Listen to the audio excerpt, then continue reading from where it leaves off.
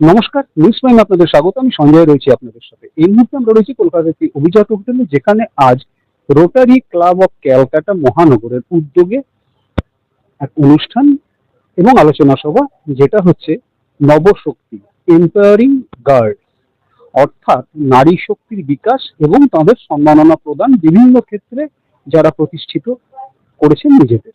সঙ্গে পেয়ে গেছি বিখ্যাত অভিনেত্রী, নির্দেশক তথা লেখিকা সুদেষ্ণা রায়কে। কথা বলে নেবো তার সাথে। দিদি, প্রথমত নিউজ রুমে তোমায় স্বাগত। Thank you. আচ্ছা, আজকে এই যে এম্পাওয়ারিং গার্লস, নবশক্তি, বিষয়টা যদি একটু বলো। দেখুন, এখানে 9 জনকে অ্যাওয়ার্ড করা হচ্ছে, যারা 9টা ডিফারেন্ট ফিল্ড থেকে এসেছেন, এবং 3 জনের একটি জুরি, ডক্টর কুনাল সরকার, সত্যম রায়চৌধুরী এবং আমরা ওদের সিলেক্ট করেছি। এবং এরা প্রত্যেকেই খুবই কৃতী, এবং অন্য যারা ছিলেন they were also extremely good. It was a very difficult tough choice, সেটা ঠিকই, কিন্তু যাদের সিলেক্ট করা হয়েছে তারা প্রত্যেকেই নিজ নিজ স্ব ক্ষেত্রে শুধু যে তারা কৃতী তা নয়, তারা সমাজে একটা পরিবর্তন আনার প্রচেষ্টা চালিয়েছে, নানাভাবে সেটা তারা করেছেন। এটা একটা ক্রাইটেরিয়াও ছিল এবং প্রত্যেকেই সেটা করেছেন। শুধু আমি আমার নিজের কাজে সাকসেসফুল বা সফল হলাম সেটা নয়, তার সঙ্গে সমাজে আমি কি বিস্তার করছি, কিভাবে প্রভাব ফেলছি, সেটাও খুব জরুরি। আর এম্পাওয়ারিং গার্লস সেটা ডেফিনেটলি এখন ধীরে ধীরে মেয়েরা মুখ খুলছে, মেয়েরা এগিয়ে আসছে, কিন্তু এখনো অনেক কাজ বাকি আছে। মেয়েদের স্বপ্ন দেখাতে হবে।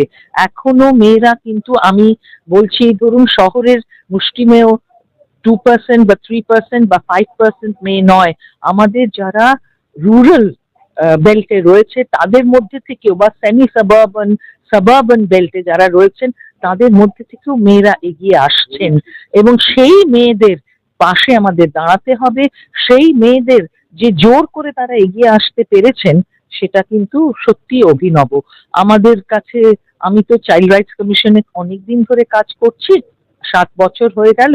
তো আমি অনেক মেয়েকে দেখেছি যারা নিজের পায়ে দাঁড়ানোর জন্য কি চেষ্টা চালিয়েছে, এবং অবশেষে তারা কিছুটা অন্তত হলেও এগিয়ে এসেছে।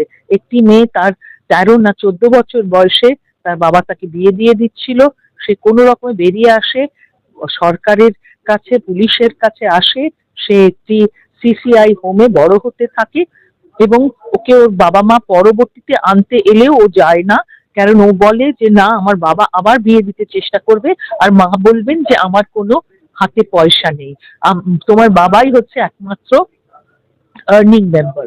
ও বলেছে আমি যেদিন নিজের পায়ে দাঁড়াবো, নিজে আর্নিং মেম্বার হব, আমি সেদিনই বাড়ি ফিরে যাব। এখন ও এমএ পড়ছে এবং বিভিন্ন সরকারি পরীক্ষার জন্য তৈরি হচ্ছে। ও WBCS অফিসার হতে চায়। আপনি নিজে একজন মহিলা, নারী শক্তির বিকাশ যারা সমাজের পরিবর্তন আনতে চায়। মুখ্যমন্ত্রী নিজে একজন মহিলা, মুখ্যমন্ত্রী নিজেও আজকের যে বাতাবরণ চলছে রাজ্যে তার বিরুদ্ধে, এবং মুখ্যমন্ত্রীও চেয়েছেন যত দ্রুত সম্ভব বিচার হোক।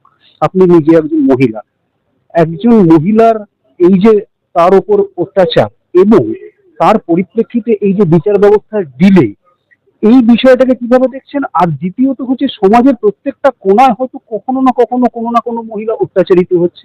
আপনি নিজে একজন চাইল্ড কমিশনে দীর্ঘদিন কাজ করেছেন, সেই পরিপ্রেক্ষিতে দাঁড়িয়ে আজকের আবহাওয়া কি বলবেন?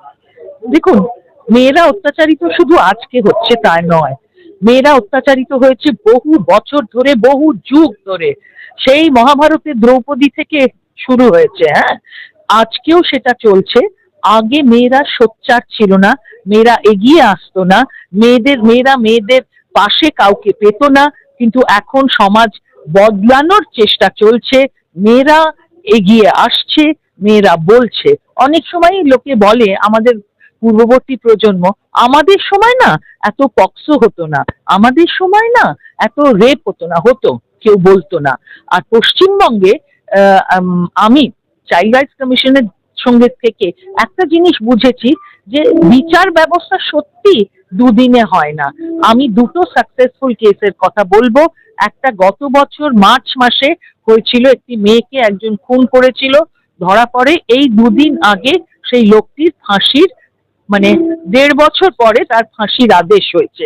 আরেকটা সেপ্টেম্বর মাসের বিগিনিং এ হয়েছিল, সেটাও শিলিগুড়িতে একটি মেয়েকে রেপ করে একজন মেরে ফেলেছিল এবং সেটাও 1 বছরের মধ্যে নিষ্পত্তি হয়েছে লোয়ার কোর্টে, যে ফাঁসির আদেশ হয়েছে।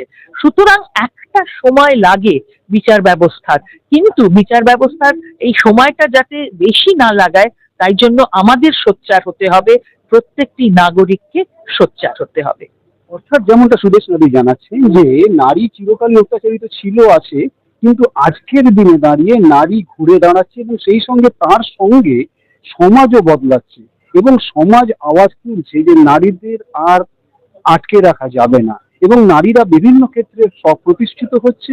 তার জলজন্ত উদাহরণ আমাদের সঙ্গে দাঁড়িয়ে আছেন এবং বিভিন্ন ক্ষেত্রে তিনি আজকে জুরি, তিনি নিজেই স্বীকার করলেন যে আমাদের বিচার করতে যথেষ্ট কষ্ট হয়েছে, যে প্রত্যেকেই তো তার জায়গায় স্বকীয়তা বজায় রেখেছে, কিন্তু তার মধ্যেও তো চুলচেরা বিশ্লেষণের মাধ্যমে হয়তো 9 জন এগিয়ে এসেছে, তাদেরকেই আজকে পুরস্কৃত করা হবে।